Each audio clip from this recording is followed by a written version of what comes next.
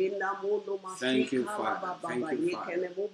Thank you, Father. Thank you, Lord Jesus. Oh, thank you, Lord. We Thank you, Lord. bless your Thank you, name, Lord. We worship Jesus. you. We worship you, We Jesus. worship you, Jesus. We We worship you, Jesus. give you praise, Jesus. We bless your name. Man the Boshatala Baruta. And the Leboshatala Baruta. And the Leboshatala Baruta. And the Leboshatalamba. And the Boshatala and the Let's go ahead and appreciate God tonight. We have a special teaching. This is day 4, and we are looking at the subject languages. Languages.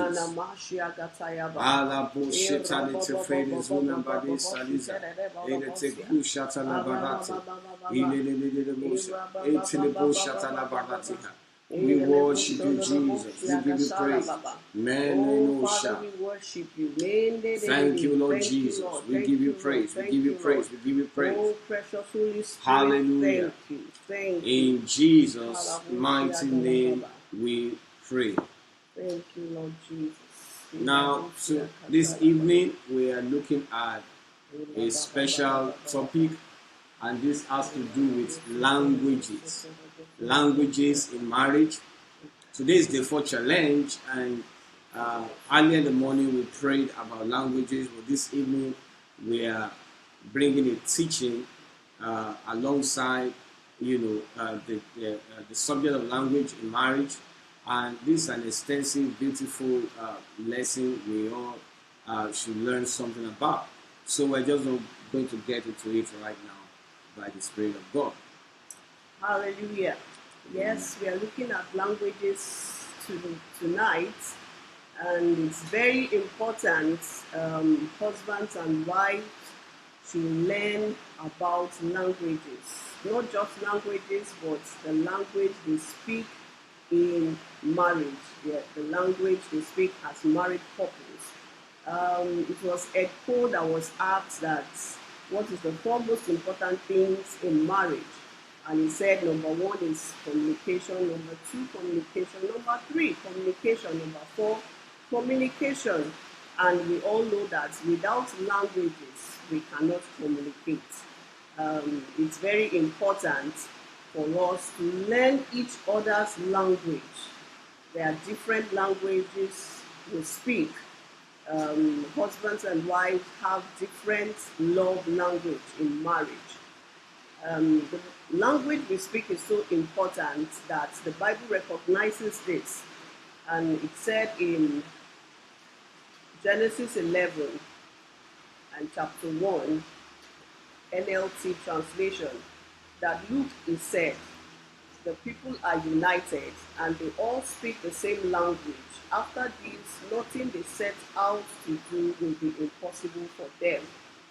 Our language are so important, and then husbands and wives should learn to be on the same page.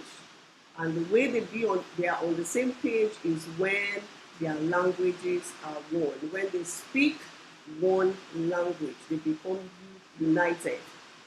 And everything they set their heart to do, it becomes impossible for them to do. It becomes possible for them to do. Amen. So, as husbands and wives, it's very important to learn our spouse's language. We have 5 love languages I will be looking at today. We have words of affirmation, we have gifts, we have touch, we have quality time. Yes, quality time. And we'll be looking at all these. We'll also be looking at the different dialogues that comes with these love languages. It's going to be interesting today as we look at all these love languages. So let's go. And the first one that Pastor Dunamis will be taking will be words of affirmation. Hallelujah. Glory to God. Amen. We're looking at words of affirmation first of all tonight, and we're looking at what this means and how this becomes important for us in marriage. I want us to pay attention and understand what it is, because when we understand the role that words of affirmation plays in marriage, then we'll be able to apply this to our marriages and then be able to maximize what it offers for us. All right. So when you have a husband or a wife with this love language, words of affirmation, that means words are very important to such a person. Words that build are very important to that person. Words like you are beautiful, words like you are handsome. So every time you say that to this person whose love language is words of affirmation, what you are doing for that person is that you are communicating to that person that you really love him or her. And until you speak his or her language, that person doesn't feel loved. Words like you are the best. Words like if she is the woman, your food is very delicious. I love it every time you cook for me. You see, words like I believe in you, praise words. Those are the kind of words that make a lot of meaning to somebody whose love language is words of affirmation.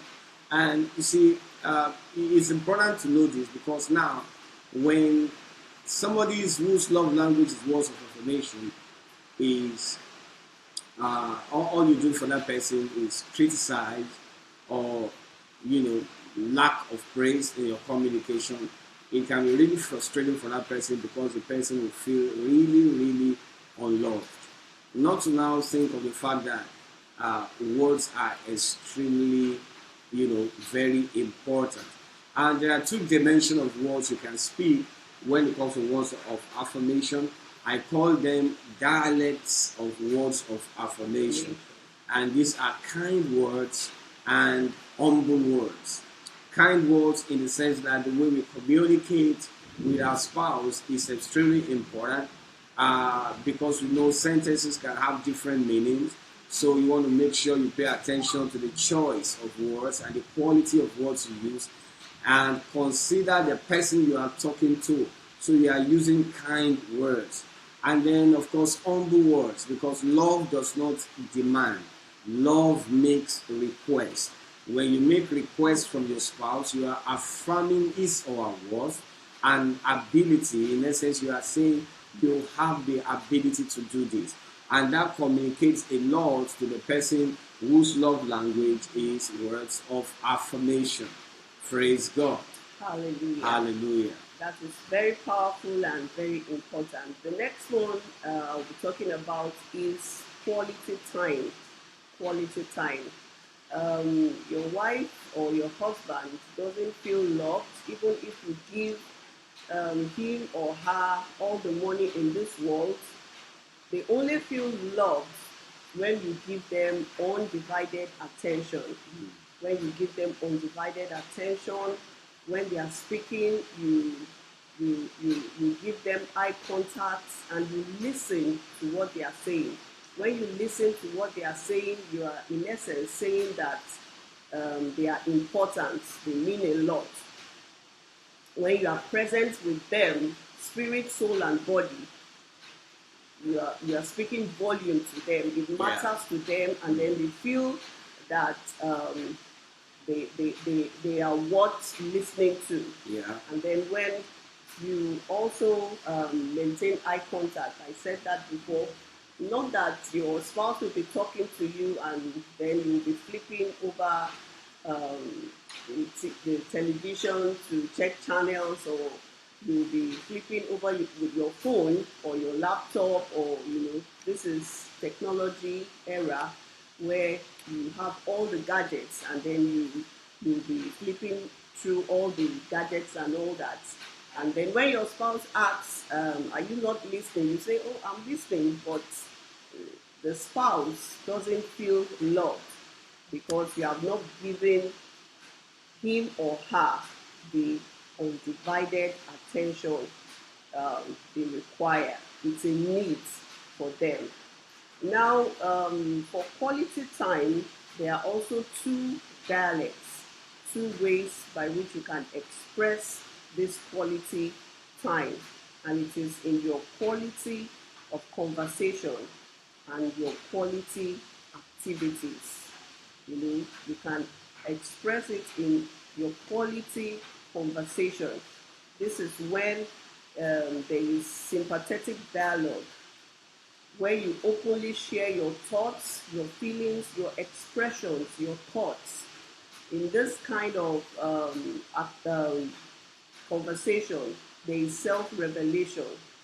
The spouse doesn't feel love, or his or her love tank is not full when there is no self-revelation. The Bible talks about the husband and wife being open and not ashamed.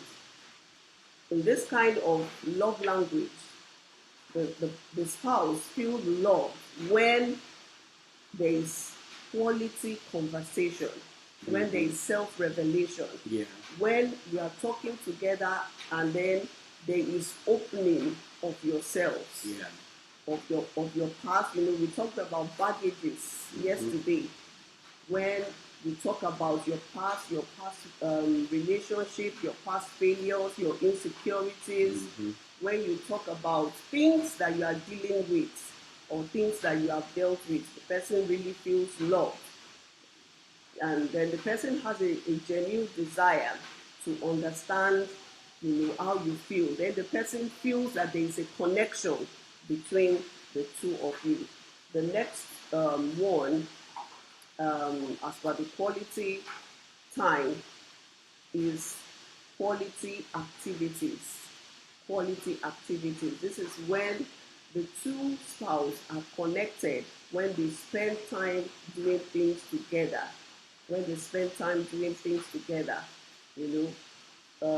Quality activities sometimes might include shopping. When you shop together, when you do things together, like we are doing this marriage challenge together. It's one of my husband's love languages. So it's very important. It involves doing anything one or both of you are interested in. You just find one or two things you are interested in. Hallelujah. So we move to number 3.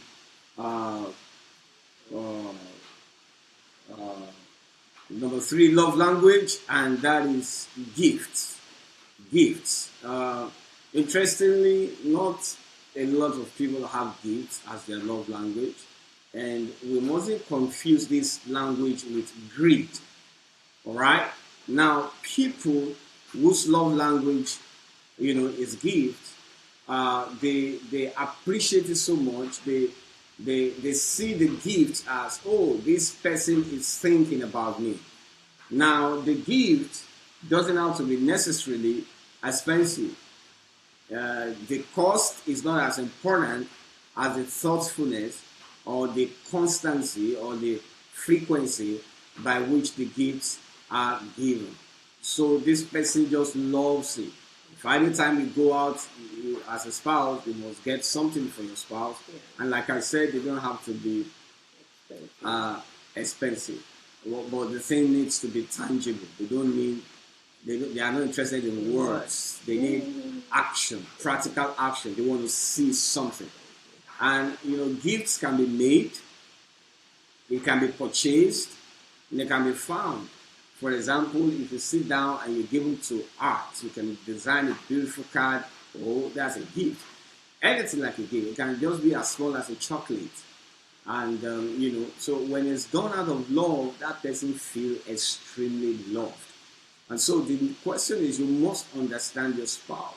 What is the love language of my spouse? What does my spouse want? And it's good for you to take the effort in finding what your love what your spouse wants based on his love, or based on his or her love language, and then go ahead and do exactly that thing. It's going to make a lot of difference when you do that. Now, the dialect of this love language is the gift of self. And what this means is that when you are available when your spouse meets you, you are the ultimate gift in yourself. Or when you communicate these gifts without being there, sometimes it may not make a lot of meaning. So the gift of self, availability, not an absentee spouse, availability goes a long way to communicate what people whose love language is gift, what they exactly want. Praise God. Amen. Amen. Okay. The fourth love language I will be talking about today is acts of service. Act of service.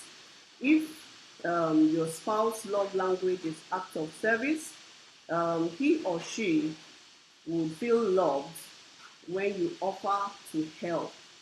Acts of service. When you do something to offer help and assistance to them, when you do something to serve them, they always feel loved and appreciated when you do something for them. Yeah. Example, if your wife will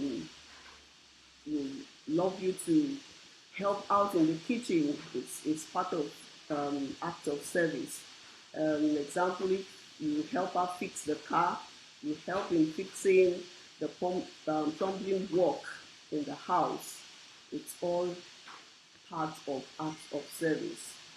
If this is your wife's or your husband's love language, he will not feel love until you do that in a particular thing and you help her. It's not that you allow your wife to be laboring and then you don't care, about what she's doing.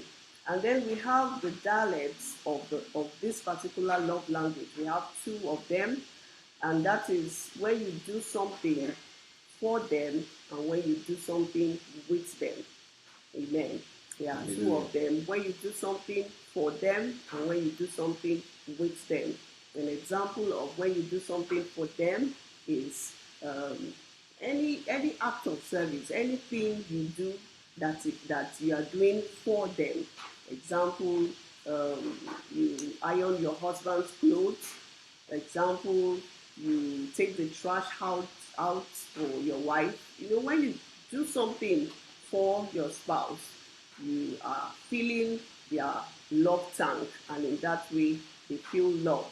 And then when you do something with them, when they are doing something and you are available to help out, to assist them with what they are doing, they feel loved when there is a togetherness in doing whatever they are doing. Example, you help in changing the baby's diaper. Example, you are in the kitchen when your wife is cooking, she will feel loved if that is her love language. And for the husband, probably for us, my husband writes devotional and I am there writing with him. That's part of the dialect of this particular love language, which is acts of service. Praise the Lord. All right, we're going to move to number 5. And this is the one that a lot of men, a lot of husbands like. Yeah. And this has to do with physical touch. Physical touch. A lot of men love this. A lot of men, this is either their love language or one of their love languages. And for wives too, I've counseled a lot of wives whose love language is touch. And they say, my husband doesn't touch me regularly. My husband doesn't touch me, but he knows that that's what I want. And so the physical touch becomes extremely important. Touch is a very, very powerful way to express your love. In fact, research shows that babies who are touched lovingly, hugged, and kissed, that they develop emotionally better than those who are not. And research also shows that extended time of not giving attention, physical, affection for babies can result in the death of that little baby. Yeah. So we need to understand that people with physical touch, whose love language is physical touch, kissing, holding hands, embracing, having sex with them means a lot. Now, the way our bodies are created, we all have these tiny tactile receptors on our skin, such that when they are touched, they send impulses to our brain, which then interprets whether it's pleasurable, touch or a painful touch. So now this then means that somebody whose love language is physical touch is not getting the touches, is not getting the romantic touches. What you are not giving that person is slap. I mean, that can be really, really debilitating. That can be really, really painful. That can be exhausting, and it can even lead to the crash of the marriage because the person will feel so much unloved, so much frustrated. You see, you need to understand the issue with love languages. If you go to a country where you don't speak their language, the first thing that happens is that you feel lost, you feel confused, you feel out of place. You cannot communicate with anybody. People cannot communicate to you. They are making hand gestures which you don't understand. They are making mouth movement which you don't understand. It's sorry to say that a lot of marriages are like that. There are gestures, there are movements, there are efforts, there are screams, there are shouts, but the language of your spouse is not being spoken. And this is where it becomes painful, and this is a confusion the devil brings in. The other spouse says, I am trying. I have done this, I've done that. What else do you want? You see, it's not about what else your spouse wants. What your spouse wants is the language that he or she understands.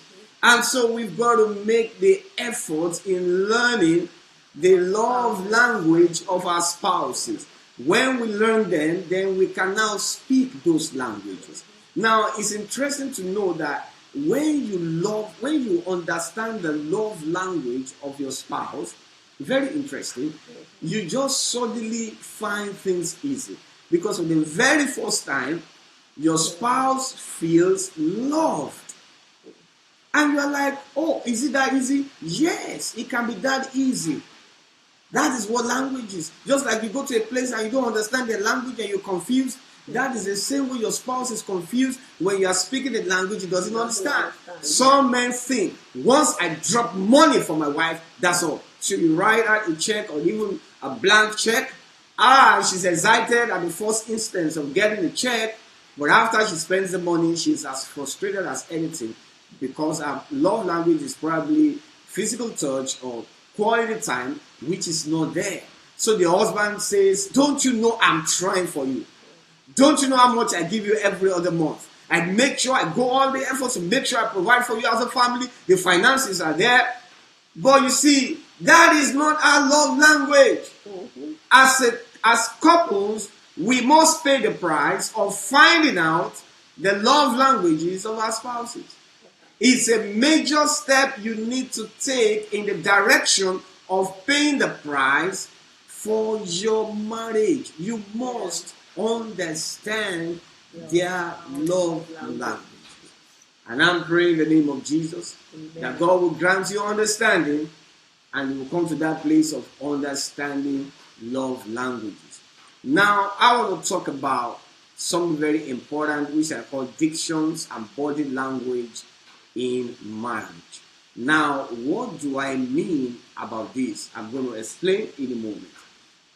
I once said in some of our past teaching that communication is not complete when you just say something. It isn't complete.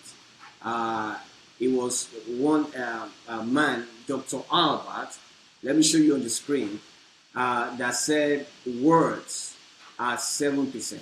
Spoken words are 7%. 38% is tone of voice. 55% body language. In other words, if you have said something without paying attention to your body language, without paying attention to your voice tone, the reality is that you have not communicated anything. This is very important, and we must understand it. So the husband comes and says, you mustn't do this again. You mustn't do that again. I'm warning you. I don't like that. Has he communicated? No. Why? Because all you just did was labor and sweat on 7%. You didn't take care of the voice tone, which is 38%. You didn't take care of body language, which is 55%. So you're talking to your spouse. The first thing is your body language. Make sure you have the right body language. Make sure your body language is not communicating something contrary to your words. All right? 38%, your tone of voice. This is very important. I remember when I got married, I'm talking to my wife, and she's telling me I'm shouting. I'm like, shouting? This is how I talk. He said, no, you are shouting. So I have to learn to bring my voice down gradually, reduce it to the lowest volume in order to communicate. So you study your spouse and do exactly what your spouse feels, what makes your spouse feels loved. And this is extremely important. I'm praying that God will help us and give us understanding in this particular area. Now, we're going to be talking about negative facial expressions. We'll mention them one by one. We will not explain all of them because they are quite expensive. But I'll mention one, Pastor Sophia will mention the next, and then we'll just go through. Now, this negative facial expression, what it's telling us is that when you're communicating with your spouse, all right, this was a work of one man called Dr. Marvin Collins. And he said, look, when you are communicating with your spouse, it's important you pay attention. You pay attention. Now, when you pay attention to your spouse, what they are trying to say there is that, look, your facial expression go a long way, whether that communication will be effective or not. Now, if I'm going to ask you, I don't know about you, but about me, and I'm very particular about that. I don't want to waste my time for 1, 2, 3, 4, 5 hours talking, and then at the end of the day, I've not been effective. And this is the reason why a lot of couples fight and quarrel. You have your words of wisdom you want to communicate to your spouse, maybe to offer some correction, but you break the rule when it comes to your facial expressions. Your facial expressions must not be negative. It's important you understand that. So the first one there is, let Pastor Sophia tell us the first one. Okay, yeah. So negative facial expression is forward forehead. Forward forehead. When you make your forehead like this. You know what forward forehead means. Those lumps. It's a negative. Those lumps that appear. Facial expression. So you're talking to your wife, and then the lumps. In fact, message translation says you can identify a fool by the lumps on his head. So I mean that's serious there. So forward forehead is a very, very negative facial expression. Can you mention the second one? Your wife. Yes, the second one is when you make a nose movement. Nose crinkle. When you make a nose you crinkle movement. your nose. Those things look small, but I'm telling you the truth, they are negative facial expression, and that may not help at all. Yes. So the next one is eyelid flutter. Okay, and your eyelid goes back and forth. It shows you are not concentrating. You are not concentrating. Or you are distracted. It shows you may be lying. Yes, it shows you may not be sincere. Yes. And then of course, you are not telling the whole truth. You are hiding something. You need to go back and still study baggages. Yeah. There's lip pursing. There's jaw moving to the side. Or you see, that jaw moving to the side can even indicate, this man is about to slap me right now. Because when you not say something and your jaws are making movement, it's showing a tense level of anger. And so when you are talking with all these facial expressions, it's not going to help anybody. Now the next one, Pastor Sophia, can you see the next one? Repeated touching of the nose or eyelid. Yeah, you are talking. Let me amplify this thing. You are talking and like, you see, I don't know. So when you do that, your spouse is already scared because this time your hands goes up if you slapped before, you've done something before, he's thinking another slap is coming, and he's already afraid. And believe you me, he or she is not listening your body language, to anything you are saying. Your body language is 55% of your communication. Exactly. And if you are doing all those facial expression and all that, you are giving your spouse something else to focus on rather than your words. Exactly. The next one is a smack. A smack, corner of the lip raised. You understand what that means? I mean, you're talking to your wife and you look at my mouth, and your man goes like, I don't even know how to do it, but you should understand what I'm saying. Now, when you do that kind of thing, your spouse is scared, really scared about the next thing that's going to happen. And then, of course, the last one is what? Looking in a different direction while verbally responding. Imagine that, no eye contact. I mean, when I was in school, when I was in master's class several years ago, over 10 years ago now, this is 2004, 2005, our professor of communication told us that the highest level of communication is what we call empathic communication, which involves eyeball to eyeball, in which you put yourself in the shoes of the listener. That's very powerful.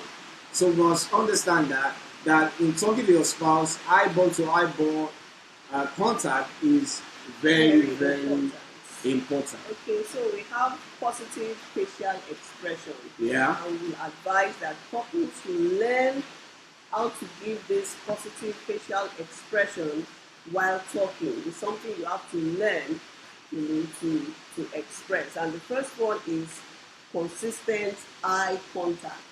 When you give your spouse 100% attention by consistent eye contact. The next one is raise eyebrow. That shows that you are interested. That shows that it shows interest. Interest, and you are urging your spouse to talk more. You are interested in what he or she has to say.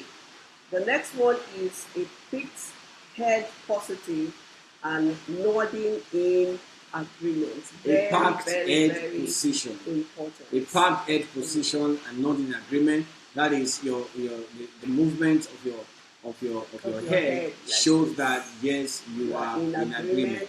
And then there's a head tilt to the side in a submissive signal that you are listening to your spouse. And then there's exposing the throat and neck. It conveys inquisitiveness and interest in the person you are talking to. While all of these things might look insignificant to us, the reality is that they are extremely important when it comes to relating with our spouse. And it's important we pay attention to all these expressions, both negative and positive, so that we can have the best when it comes to our relationship with our spouse. Because at the end of the day, you don't want to make a lot of effort communicating and saying this and saying that, and at the end of the day, there is no meaningful impact in the way you have communicated with your spouse. Well, there are still more. Let's take a look at a few more. Negative torso expressions include shoulders slowly rising and turned inward. This shows a lack of confidence in what's being presented. Another one is when your spouse is talking to you and you are picking something on the floor, imaginary. Your spouse is saying something very important, and that's the moment you want to pick something on the floor. That's the moment you want to correct your child. That's the moment you saw one plate that your first son did not take to the kitchen, and while your spouse is saying something very important, you are distracted. All those things, shows that you are not really listening to your spouse, and that can really be, a negative expression there. And then, of course, there are the positive expressions, eventual exposure, meaning a word, it's a positive sign of interest. Stiff open chest that parallels the other person as a sign of congruence and agreement. All these things may look like a big drama, but they are extremely important. You can log into our web portal later and check all these things and study them so that we are looking at the science of communication, which I believe is going to help us a lot while we communicate with our spouses. And then, of course, this study also talks about negative arm expressions.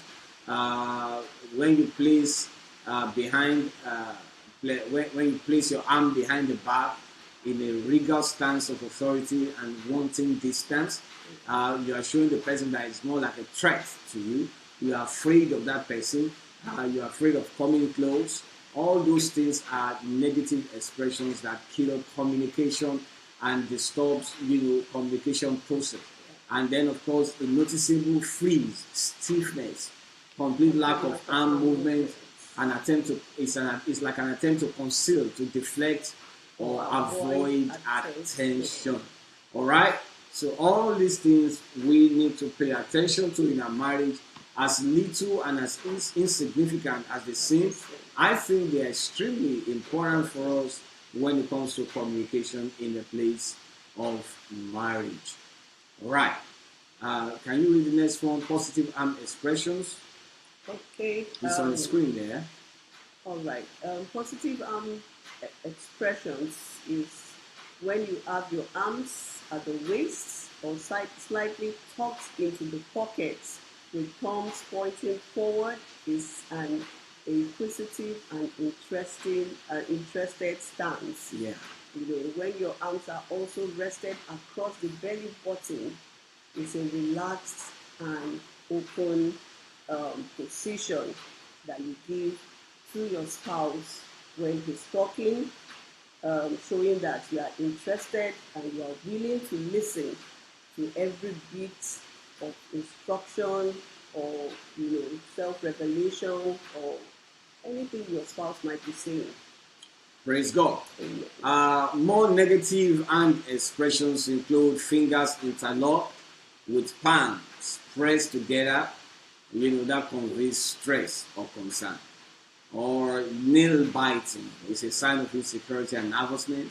Rubbing palms together shows doubt, stress, or the need for more information.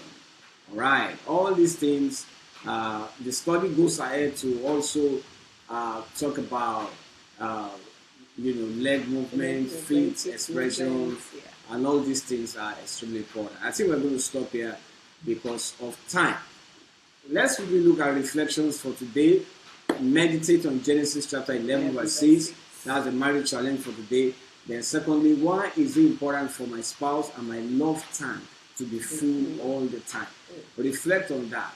Why is it very important? Why must I work on that all the time to make sure my spouse's love tank is always full? The assignment for the day. Now, if you don't get to know his or her love language, find it out today. I think that's very important. Go to your spouse and ask your spouse, what is your love language? If you know your love language, evaluate how much you have been speaking it in the past 3 months. Ask your spouse what makes him or her feel loved the most. That's the assignment for today. It's going to help you in moving your marriage forward and in getting a lot of things done. The action plans for the day. Make a day-to-day plan on how you can speak your spouse's love language. Then number 2 is that you implement your plans. Don't just make the plan to do it, implement it, and make sure you are speaking each other's love language. Then number 7 is our confession for the day. Well, all right, let's quickly take our confession. Say this after us, husband and wife. I love my spouse and I show it. My spirit, soul, and body is connected to my spouse alone. I love my spouse and the exact way he interprets love. We speak each other's love language and we grow together. I love my wife. I respect my husband. I refuse to take offense at my spouse.